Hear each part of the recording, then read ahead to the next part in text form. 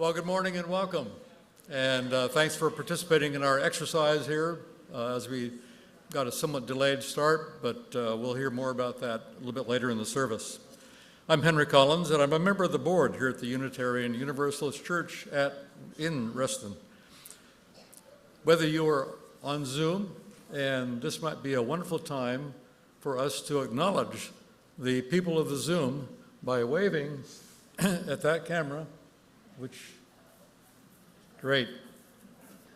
Okay, you're looking good, folks. Thank you. All right. So whether you are on Zoom or here in the sanctuary, we're so glad you're with us this morning. What a beautiful, sunny November morning. No matter how old or young you are, wherever you are on your spiritual journey, however you identify, and whomever you love, know that you are welcome here. I have some announcements this morning. Please join us on November 22nd, which is Saturday, next Friday. Okay, thank you. Coming right up at 6 p.m. for a potluck and game night. This is a teen and family-friendly event, and all are welcome. Please bring food to contribute to the potluck dinner, and feel free to bring your favorite game. Harry Davis, our ACE Wonder Administrator, would like to remind us that if you need any help with a church project or having an activity having to do with groups, external groups, or pretty much anything about the church, or if you have questions about how things happened administratively, he would love to hear from you. He works in the area of administration and communication, and he can be extremely helpful. And if you have a question or issue, he'll be happy to respond. He also would like to remind us all that if we have something for the e-blast, which comes out every week, that he would need to have it by Tuesday of the week in which you would like to have it inserted. I've also been asked to remind that the alternative gift market is only 3 weeks away. It'll be on December 7th, another day associated with World War II. We need volunteers to make this perennial event a success. Please sign up in the foyer after church, that foyer, out through the foyer escape over there. And someone will be available to answer any questions you may have. That someone might be Julia Norrgard, or someone who pretends not to be her. Okay, thank you. Good, all right. Another annual event is coming up, an important event in the annual calendar of our church, and that's the annual Scandinavian Christmas party, dinner. This will be on December 14th, and whether you are actually a Scandinavian type person or maybe thought about going there one day or live next door to someone who is from Scandinavia, you're all welcome to come. It is kind of a potluck thing. There is a prohibition against lutefisk, however, I'll just let you know, so you need not be concerned about that. Okay, and then if anybody has some of those World War II Greatest Generation cards still to be filled out or turned in, we can take care of that as the service goes along. If you perhaps raise your hand if you got missed, then an usher will materialize and help you with that. Okay, and Julia wants to say something. Right, thank you. In case you didn't hear that, the sign-up sheet for, and not just to help, but to attend. Okay, and there's a pledge not to bring lutefisk. Okay, got it. All right, well now let us center ourselves for worship. Please take some deep, quieting breaths with me, or on your own, that's okay. And let us enter our time of worship together.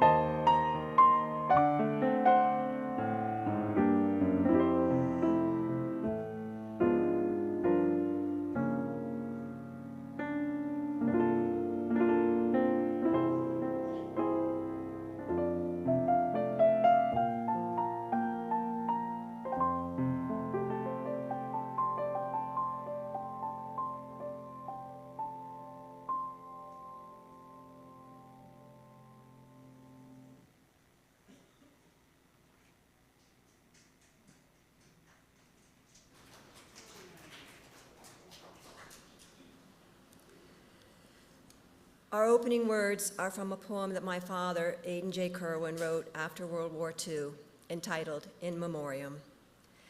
They died, but have not died in vain. Be ours the thought of heroes slain. Be ours the labor, ours the pain of victory. Princes of darkness, power of hell, your evil deeds can but foretell the end that comes with shot and shell of victory.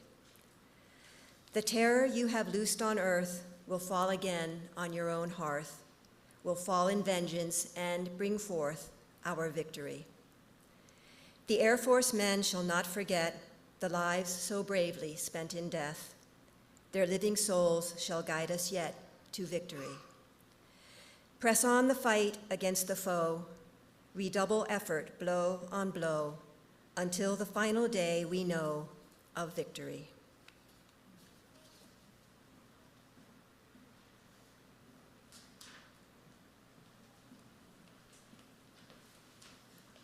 Good morning. A brief word about our opening hymn.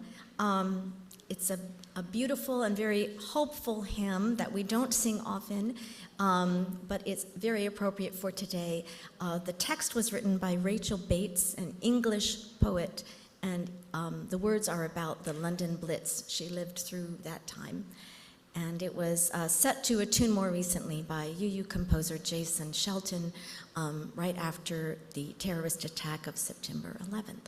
So please rise in body or spirit and join us in singing hymn number 1055, How Sweet the Darkness. Well, since we don't know it as well, Diane will play it once, all the way through for us.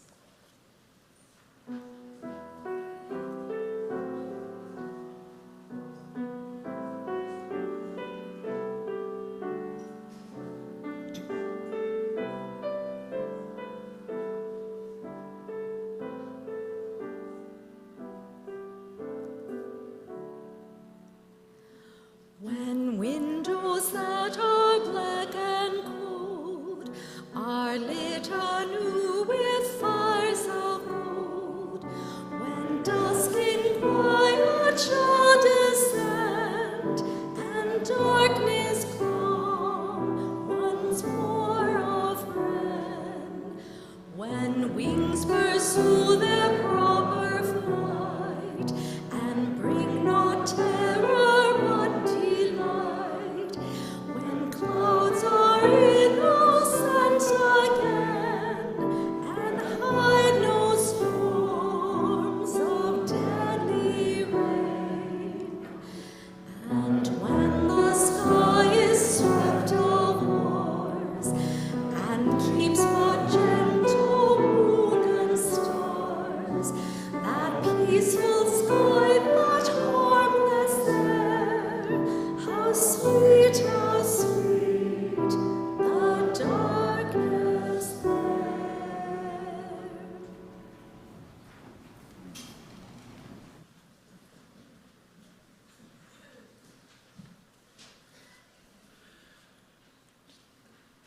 This morning's chalice lighting words are from Elizabeth McMaster. We light our flaming chalice to illuminate the world we seek. In the search for truth, may we be just. In the search for justice, may we be loving. And in loving, may we find peace.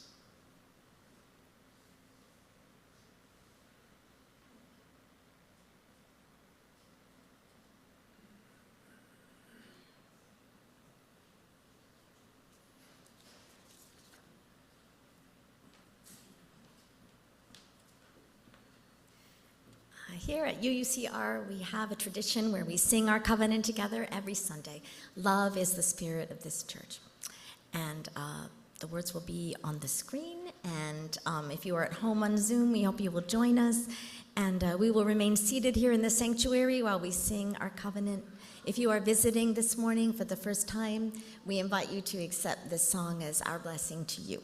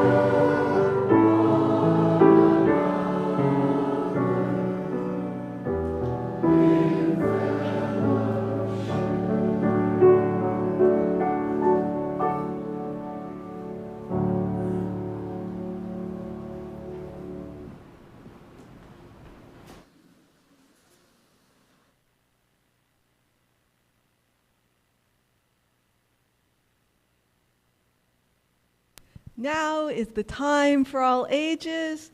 So if anyone is feeling young of body or young of spirit, I invite you to come forward now. And we have 3 special guests today, as you can see, helping us. Well, welcome, welcome. Can anyone tell us what holiday was this past Monday? Yes. Veterans Day, that is right. And anyone know what a military veteran is? Yes. A military veteran is someone that served in the military for 30 years. Okay, a veteran is someone who served in the military. And often we think of someone who's no longer serving. That's correct. And they may have served in any of the branches, the Army, the Marine Corps, Navy, Air Force, Space Force, Coast Guard, or the National Guard. And Veterans Day honors all of them. And today, we'd also like to thank their families. And as I mentioned, we have special guests who will be sharing more later in the service, but they wanted to tell a little bit about their parents with the children right now.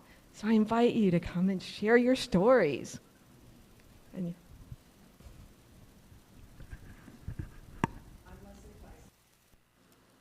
Okay. I am an immigrant to this country. My parents were English. They stopped off in Canada, had my brother and I, and then we came here.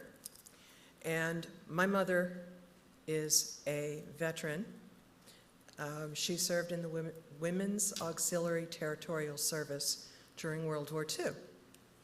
And she worked in logistics near many of the air bases where a lot of the American pilots served. So again, logistics, making sure things run. So I'm very proud of her.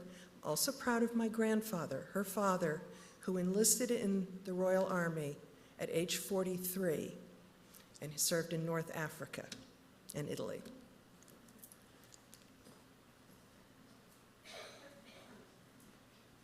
Hi, my name's Denise Kirwan. I have something to show the kids. So can you guys move around so you can see this a little better? What do you see on this cap? Yeah.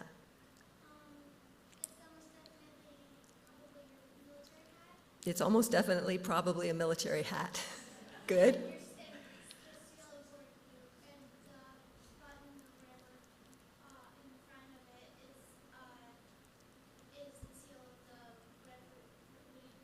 Right, so the seal will tell me what branch of the military. What do you guys see on this seal? Yeah. I think I know which military branch it is. What do you think? Is it the Army? Sort of. Vivian, what do you see? Do you see anything there? There's an eagle. Why would there be an eagle on it?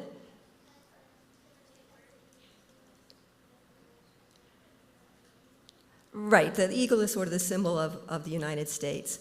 So this is actually an Army Air Force, well, it's an Air Force cap after World War II. But at one time, the Army and the Air Force were together, so the symbol is similar. But the color of the cap tells me that it's Air Force. You guys did a good job. Thank you.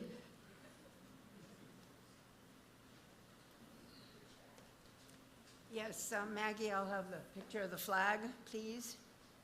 Yes, good. So, hi guys, I'm glad you could come up, and I just wanted to see if you knew that flags were given to families whose family members were veterans. And so the flag you're looking at has only 48 stars. Do you know how many stars on our flag today? 50, good, of course you know. So anyway, this flag was given to my mother in honor of her cousin who served in the Civil War. So, and then we have a flag on the podium over there, and I won't get it out, but it has 50 stars. And that was a flag given to our family because my father served in the Air Force for 30 years. And so the flag with 50 stars was given to us to honor him. So happy Veterans Day.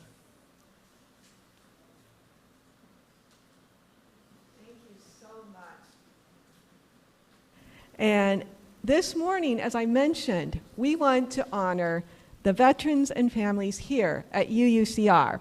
So if you are a veteran, please stand or raise your hand so you can be recognized. We thank you for your service and for your sacrifice. Sometimes in the face, yeah.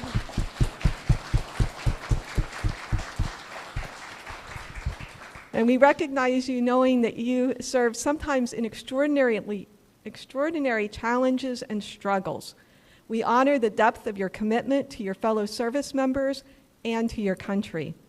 It takes a special kind of person to take that on, and so we commend you for your time of service. If you have or have had a close family member who served in the military, please stand or raise your hands. As family members, you provided your support to service members and your country.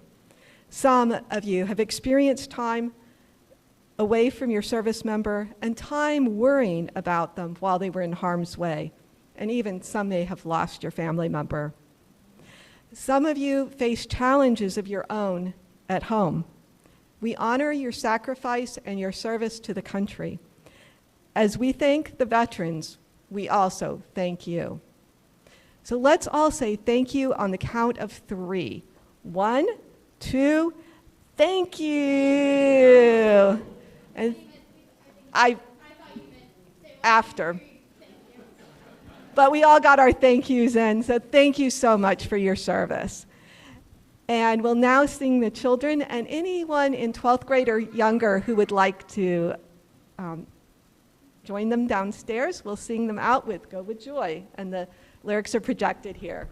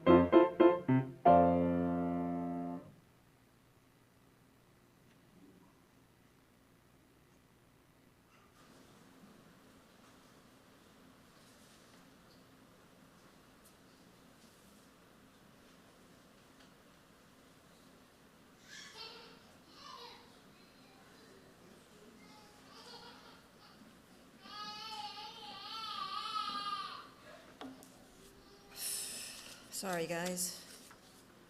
Well, it's time for joys and concerns. I don't have the script here, so please come forward to drop a stone in the bowl if you'd like to for your joys and concerns.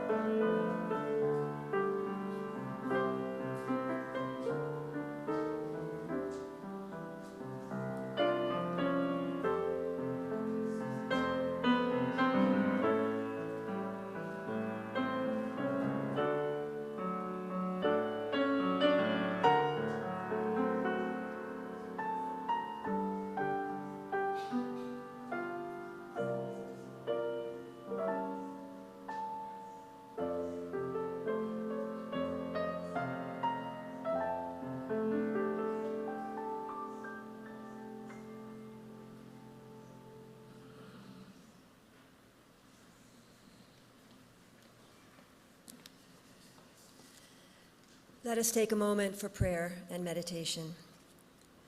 We pray for peace in our world, where there is often conflict and strife. May there be an end to violence and injustice.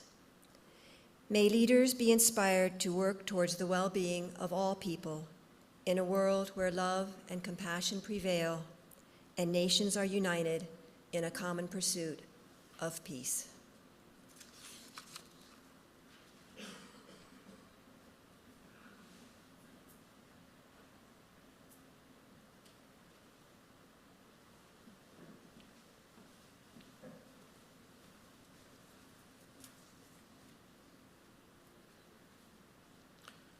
As a self-funded church, the UCR relies on the generosity of its members and friends to fund its daily operations and to ensure that the church and its resources are here for us and for others, now and in the future. Pledges support our worship and music programs, our religious education program, special programs for members and friends, community outreach activities, and connections to Unitarian Universalism. We invite you to support the work of UU Reston by making your donation to the collection plate if you are here in the sanctuary, or at the link on the slide and in the chat box. Thank you for your generosity and support of our beloved spiritual home. I should just mention one thing that I saw with some alarm. Speaking as treasurer, I want to assure you that the title of the next tune to be played by Diane is not a veiled threat, in case you are not giving enough. Thank you.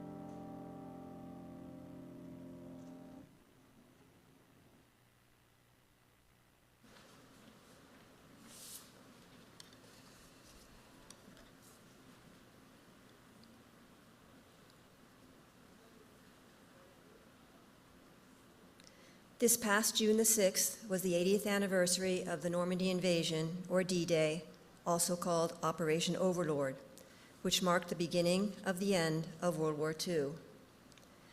Of the 16.4 million men and women who served in the U.S. Armed Forces during the war, only 66,000 are still alive, or less than 0.5%. Of those, approximately 2,000 live in Virginia.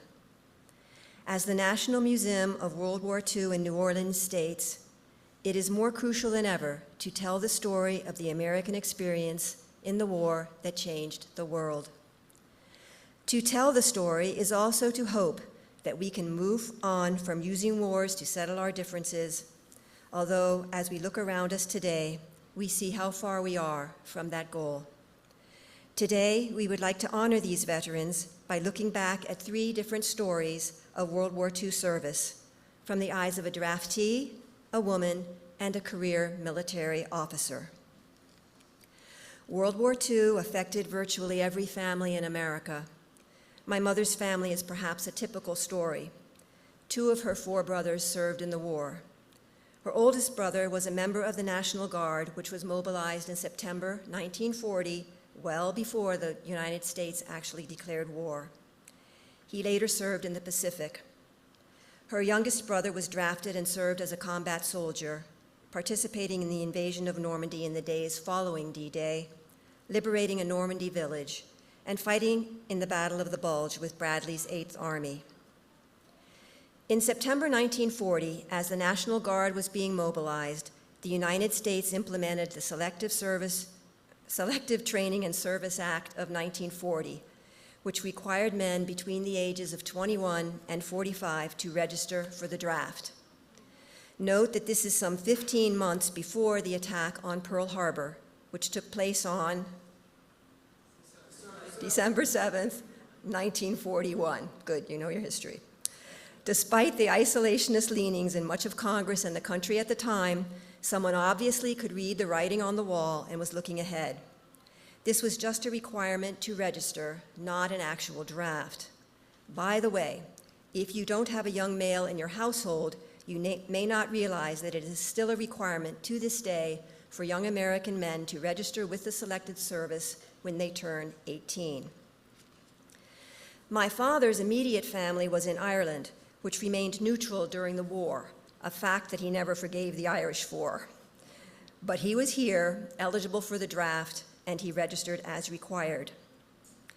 When the United States declared war on December 11th, 1941, my father was called up. He wrote an autobiography in the 1950s in which he provided a lot of detail about his service during the war.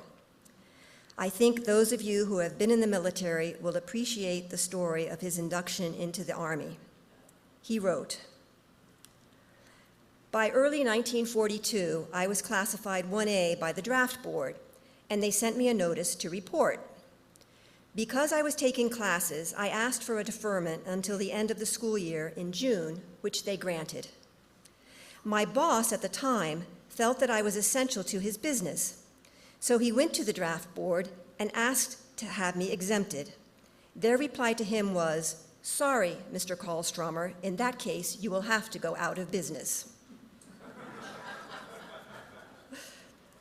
At the end of June 1942, I went down to Fort Myer and took a physical. I passed this and thought I was in the Army, but the sergeant told me my blood test was more than 90 days old. So they sent me back to the draft board to be called again. 2 weeks later, I was called again, and in the meantime, had another blood test. Back I went to Fort Myer. This time, the first sergeant I met stopped me. 'You've been here before,' he said. 'Right,' I said. 'Well,' said the sergeant, 'in that case, you should have brought a new set of papers.' This was news to me. But they wanted to send me back once more for another call, which I thought made no sense. I had already passed the physical and knew I was slated to go, and this would only mean 2 more weeks of fooling around. So I said I would go back to the draft board right then, get new papers, and come back. This, however, posed a great problem. The sergeant consulted with the lieutenant. They apparently were afraid I might catch the next bus to California. Finally, they agreed. So on my own, I took a bus back to the draft board, sat around 2 hours waiting for a completely new set of papers, got lunch, got the papers, and brought them back. Then some sergeant wanted me to take the physical all over again. But I persuaded him it was hardly necessary, as I had just passed it 2 weeks ago, including a very sketchy psychological test in which the psychologist asked, "How do you feel?" And if you didn't break out in a sweat all over, you were okay.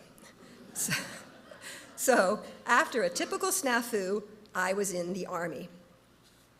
Now that he was in the Army, my father's time then consisted of going to Camp Lee in Petersburg, Virginia, then St. Petersburg, Florida for basic training, off to Fort Logan, Colorado for specialized schooling, and finally to Jefferson Barracks Overseas Depot, St. Louis, Missouri.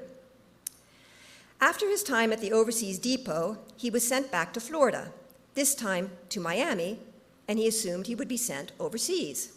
After all, he had just completed overseas training. The Army, excuse me, the Army put him on a Pan Am plane, but it didn't bother with the niceties of telling him or the other soldiers where they were going. He thought he would wind up in Africa. However, after a couple of hours, they landed in San Juan, Puerto Rico. And a few days later, he was on a train to Borinquen Field, now known as Ramey Field. He ended up in the Army Airways Communications System, or AACS, as part of the Army Air Force, which had opened up a regional headquarters at Borinquen, where he became an assistant to the adjutant of the headquarters. Remember that at that time, the Army and the Air Force were a single entity, as the Air Force would not become a distinct branch of the military until 1947. My father also worked as a court reporter for court martials, since he could type and take shorthand, if anybody remembers what that is, an unusual skill set for men at that time. The AAC published a newsletter, The Aeronaut. I have a couple of copies over on the table if you want to take a look later, that wrote of various goings-on at the base, including promotions, a military police training course, and a violin concert by Yehudi Menuhin, who stopped by on his way to some paying recitals. Yes, that Yehudi Menuhin. One of the issues had an article about my father called AACS Has Irish Wonder Boy. And of course, they covered a subject that was on everyone's minds in the all-male Army Air Force of the 1940s, young women. The various pictures, poems, and stories of the lovely senoritas in Puerto Rico would not pass muster in today's politically correct world. But the Army wasn't finished with moving my father around. He subsequently went from Puerto Rico back to Florida to officer candidate school, and then, after 3 other stops stateside, finally to London, where he was assigned to another AACS headquarters, while V-1 and V-2 rockets rained down every night. If his story is typical, I think that the Army must have spent half their budget merely on moving people around. He had a Leica camera and loved to take pictures. If you are familiar with London, you should recognize some of these landmarks. Great, okay. Are we out in London here? No, it's Dieppe. Okay, as the war drew to a close, he was shifted to Paris in the fall of 1945. His trip took him through Dieppe and Rouen. You can see in the photos the cliffs of Dieppe on the left, and the destruction on the beach in the top 2 photos. The remaining 3 pictures are of Rouen, which had endured 4 years of Nazi occupation and extensive bombing that damaged the left bank and the cathedral, which you can see in the picture. Although Paris was bombed during the war, the French withdrew from the city so that it would not be totally destroyed. These pictures show famous Parisian landmarks much as we know them today. His last assignment was to lead a convoy from Paris to Schweinfurt, Germany. The pictures show the convoy and the destruction in the cities of Frankfurt and Wiesbaden, where the Army Air Force had its headquarters. The war was finally over. The Allied Expeditionary Force received a memo from General Dwight D. Eisenhower, Supreme Commander of the Allied Forces, conveying his gratitude and admiration to all the soldiers, thanking them for their service, and wishing them good luck and Godspeed in the future. It is now March 1946. The Tufts Victory ship was one of the ships that had been converted from a cargo ship to a troop ship and was now bringing soldiers home. You can see the ship at the dock in Le Havre, France, in the top photo, and the GIs on the deck as they enter New York Harbor in the middle photo. After almost 4 years of military service, my father was released from duty as a captain at Mitchell Field, New York, shown in the bottom photo. Although he stayed in the reserves for many years, his active duty Army Air Force days were over. We will now hear from Leslie Tyson about her mother's contribution to the war effort in England.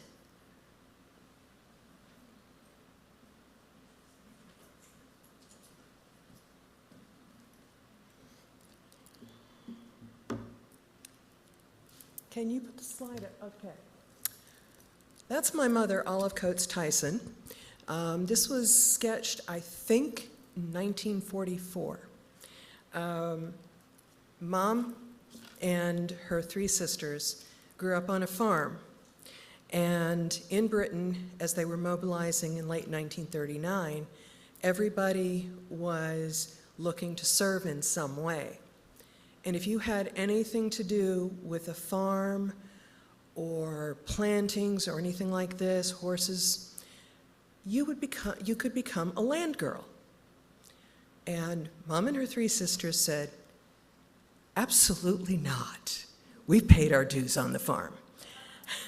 Because by that time they'd moved into town, my grandfather had become a bus driver, and they were all working in their careers. Well, Mom enlisted in the Women's Auxiliary Territorial Service. It was kind of a quasi-enlisted women's army because that really was still in its formation. And she did that because she could type and she could take shorthand. So it was perfect for her to work in the logistics area. And she got moved around in a number of places during the war. And the one thing I want to tell you is it was kind of a family effort as well. My mother's elder sister had started training for nursing in 1938. Well, she became a qualified nurse and she was assigned to some of the military hospitals near the air bases. So she saw some really tough stuff. My two aunts who were younger than my mother were just in their teens, but they'd left school at 16, which was quite typical. And they had gone to work in the cloth mills in and around Manchester, the Lancashire-Yorkshire border. Well, a lot of those were making khaki. So that was considered a reserved occupation. You were good, stay. And my grandfather, as a bus driver, could have said he was in a reserved occupation, but instead he enlisted at age 43. Into the regular army and was sent out to Africa. So this picture of my mother, this is what she looked like. I think she's beautiful. This was taken, what I remember seeing in my childhood was a tiny picture of this, black and white. When I was cleaning out, I couldn't find it. Mom had done a lot of clean out in the later years of her life. So I never found the teeny little photograph. What I found afterwards, going through some of her drawers, was a portrait about this size. It's a pencil sketch. And it was done by an Italian prisoner of war who was working around the offices doing the odd jobs. And he sketched it from that little tiny photograph and presented it to her. I'll let you write your own story behind that. So I found this when I was cleaning out Mom's house, and I'm going, why didn't she ever show us this? Because she is beautiful, and she remained that way. The other thing is I did have a father. My parents didn't know each other during the war. After the war, because of her secretarial skills, because she'd worked around the bases, she was able to get a job with Rolls-Royce. And this was up north in Manchester. Well, Rolls-Royce in Derby, where my dad worked, and Barnoldswick, I think it is, in Yorkshire. These were the Rolls-Royces you won't see on the roads. You may see them on runways, but you won't see them on the roads. They're the Rolls-Royce that built the aircraft engines. And because of her experience around the logistics of the air bases, she got a job with Rolls-Royce in Barnoldswick. Well, my father spent the war, to his chagrin, working in Rolls-Royce in Derby, building aircraft engines that went into Spitfires and Lancaster bombers. He was refused, he tried to enlist numerous times. And of course, they would send him back because we need you where you are. So that's it's kind of, as I look at it, it was a family affair because it was sort of on the ground. But I remember Mom saying, you know, as the war progressed and the Americans came in and started taking over some of the bases, and I'm sorry, she never remembered the names of the bases, but I think there was one near Chichester. I don't even know what it is now, or if it's even commissioned still. But she said, you know, she dated several of the American guys. And one of the things she said is sometimes it was just too short because she'd date them a couple of times and never see them again.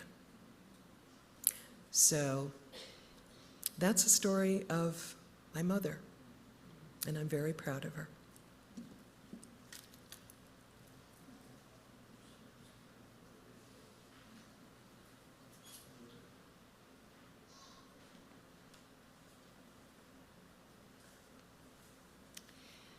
Good morning, everyone. Thank you, Denise, and the worship committee for giving me the opportunity to honor my father's World War II service.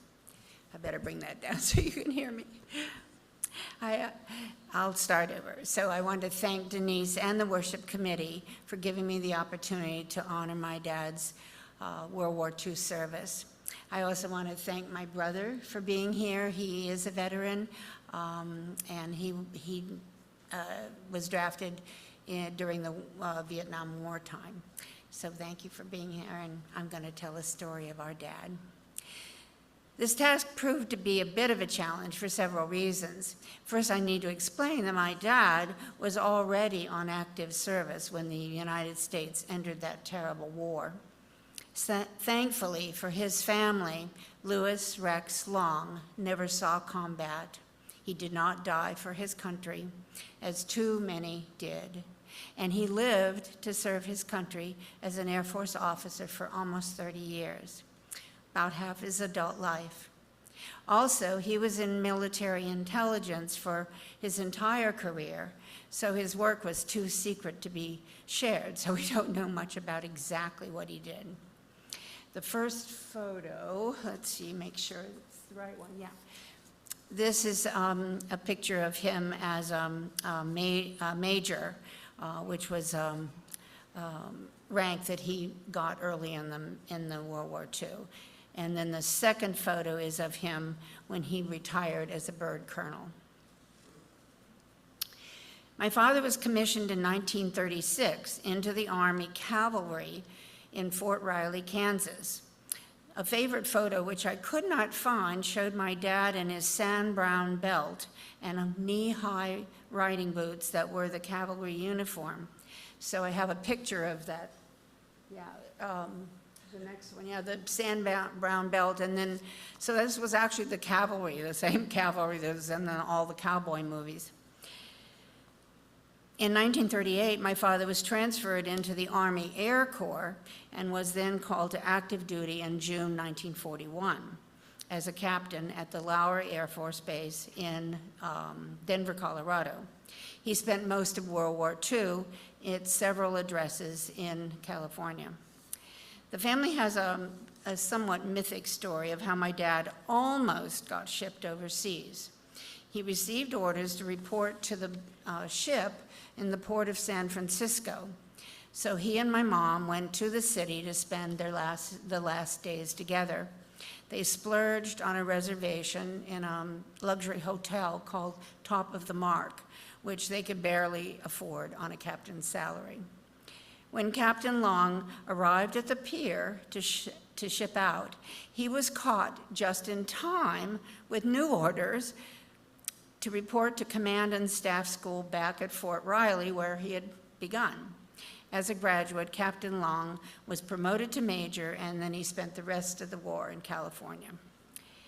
At the end of the war, a wise decision was made to bring the combat troops home from Europe and Asia and replace them with an occupying force.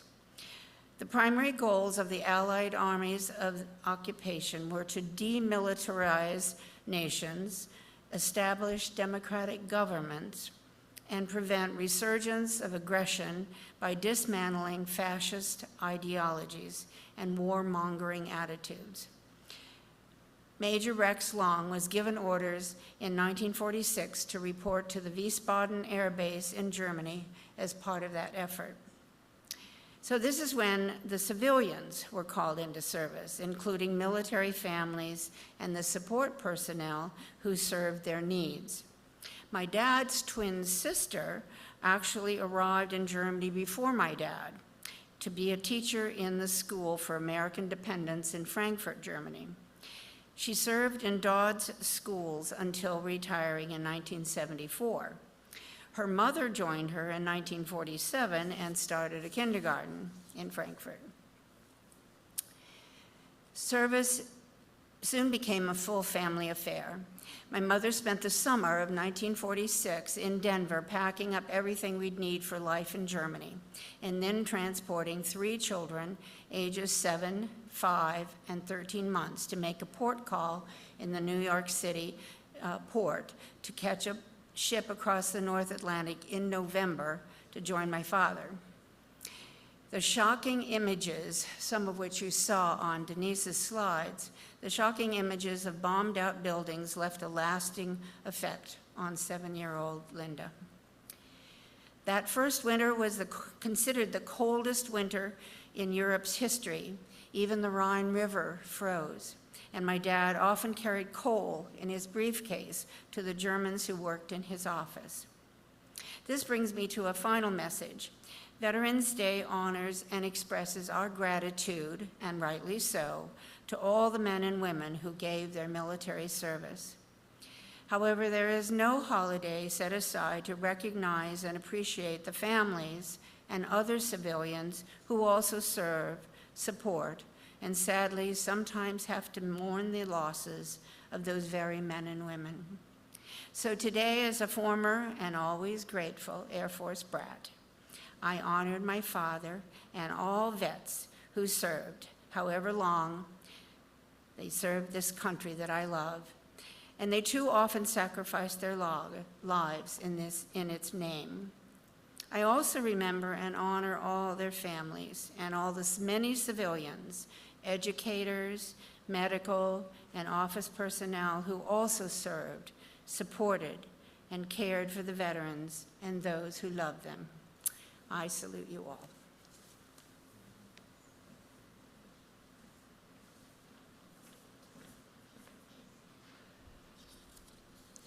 Thank you, Linda and Leslie. We would now like to recognize the family members of congregants who served in World War II. I will read some of the cards that we got, and Henry will read some. If you would like to stand when we read your card, you're welcome to do so. People on Zoom could put it in the chat box, but if we could hold off showing the chat until after we're done reading, I think that would work better. Candace Katz's father, Harold Kaufman, enlisted in the Army the day after war was declared and served honorably in New Guinea and the Philippines. John Wilson's father, John, and uncles, Al, Ralph, and Clifford, I think I've got that right, served in the Army. Do you want to read yours, Henry? Yeah, we can do it that way. Well, I recognize this one. Leroy P. Collins served as a brigadier general in Army in England. Leroy P. Collins Jr., his son, my father, served as a lieutenant and then captain in the Philippines, also in the Army.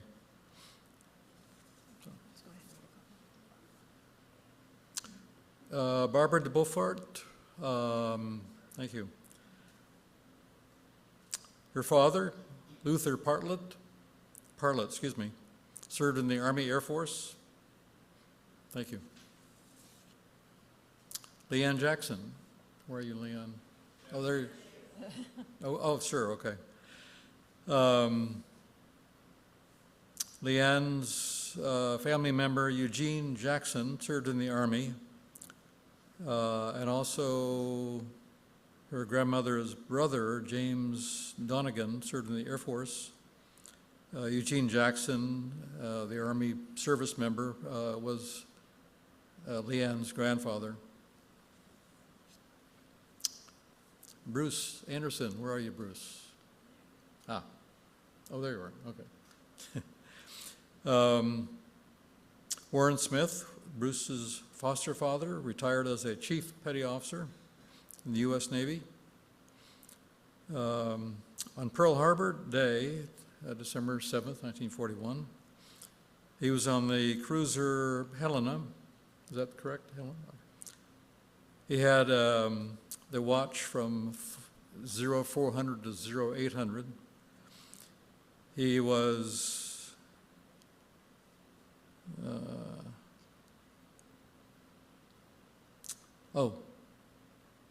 Retired? Retired. Okay, retired.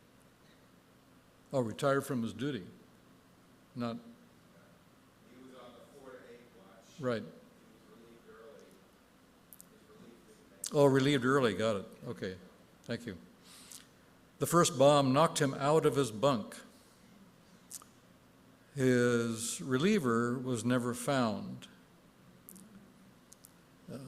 So thanks for that early relief. And he later served on submarines. I'll take a couple here. Megan Pitluck Schmitt.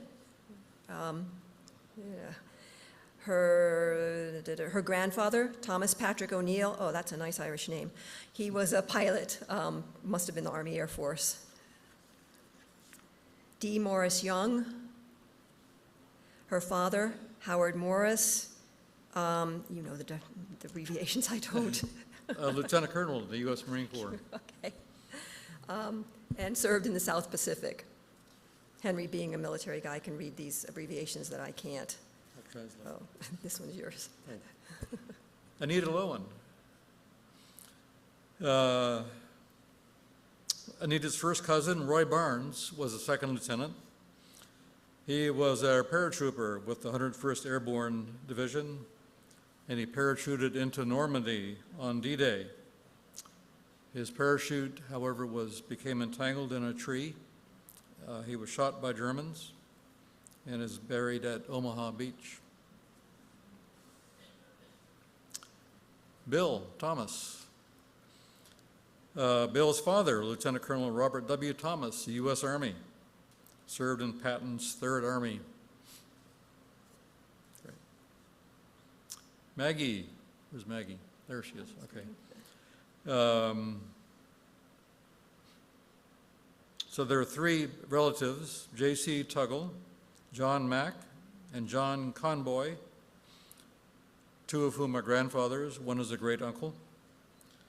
Her Uncle John fought in the Battle of the Bulge and helped liberate a concentration camp.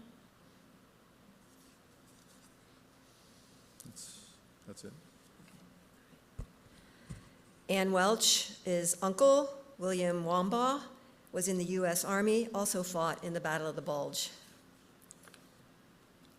Michael Kuhn, did I pronounce that right? His father, John Kuhn, was a staff sergeant in the Army Air Corps. And I think the bottom says he immigrated to the U.S. in 1930 from Germany. Is that right? Okay. Robert Heitzinger. His grandfather was a radio operator in the Navy, was a radio operator in Europe. Okay, there you go. Take some. Terry Grogan, yes. His dad, Tom Grogan, was in the U.S. Army, and he was a guard at a German POW camp. Interesting. And Amy Kerner.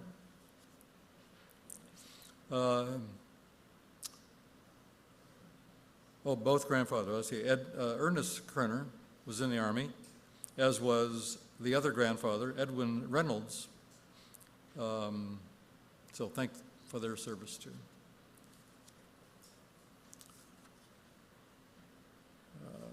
Richard Cook. Cook? Oh, great, thank you. Your uncle, Bruce Boulter, served in the Marines. And another uncle, Jim Boulter, served in the Navy. Thank you. Laura Dutton. Thank you. Oh. A couple of uncles were active in the war. Robert Freeman served with the Army in France. And another uncle, Joseph Friginti, served in Japan. Thank you. Thanks, Henry. We got another one. Dora Anderson, her father, Marshal Mebon, was in the Army. We have someone who just signed up to serve. Thank you. Have your physical next week, all right? Sterling wishes us to, this is really interesting. His uncle Al served in the U.S. Coast Guard, escorting ships across the Atlantic. That was a very dangerous thing to do. Interestingly, his uncle Stephen served in the Hungarian army with the Axis powers, with the German army. So, as a result, Sterling had uncles serving on opposite sides. They didn't ever meet, I guess, quite under the circumstances. Yeah, interesting. Thank you. Do we have anything in the chat on Zoom to display? Just one. Okay. All right. Can everyone see that one? Angeline's great-grandfather is Don Crandall, enlisted as a lieutenant at 17 in 1944. He was part of the reconstruction effort and helped catalog and clean up Auschwitz. So I think you see there's a lot of stories here and a lot of different places, and this was all over the world, and our forefathers and mothers were all over the world helping save us. Okay, so thank you, everybody.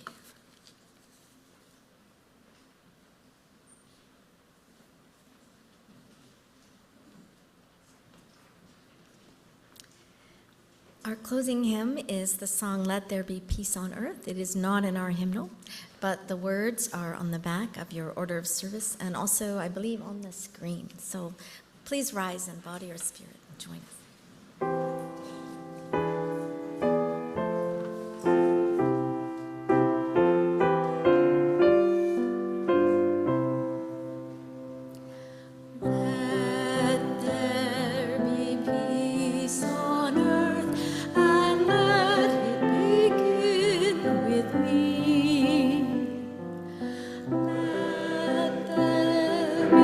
Peace on earth, oh peace.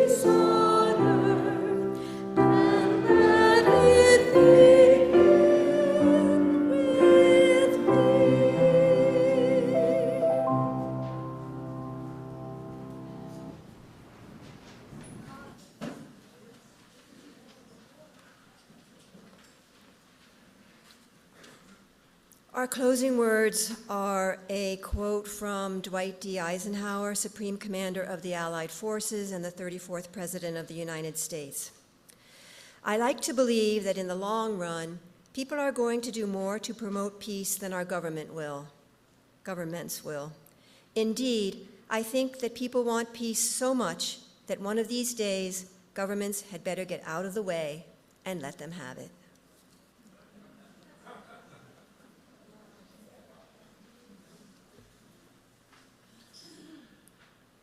Our chalice extinguishing words are by Brian Keeley.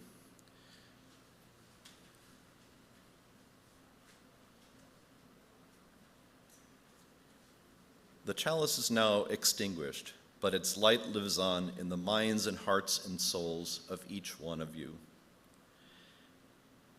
Carry that flame with you as you leave this place and share it with those you know, with those you love, and most especially with those you have yet to meet.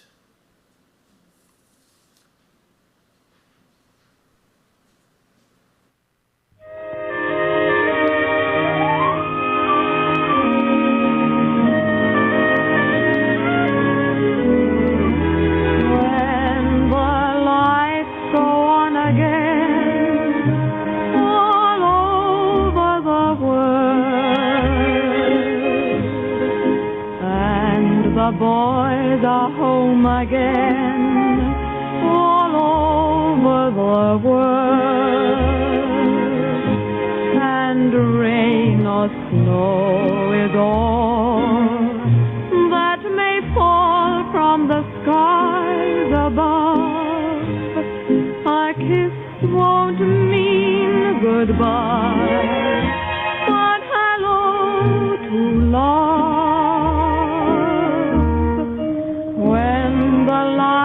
Go on again all over the world, and the ships will sail again all over the world. Then we'll have time for things like wedding rings, and 3 hearts will sing when the lights go on again all over the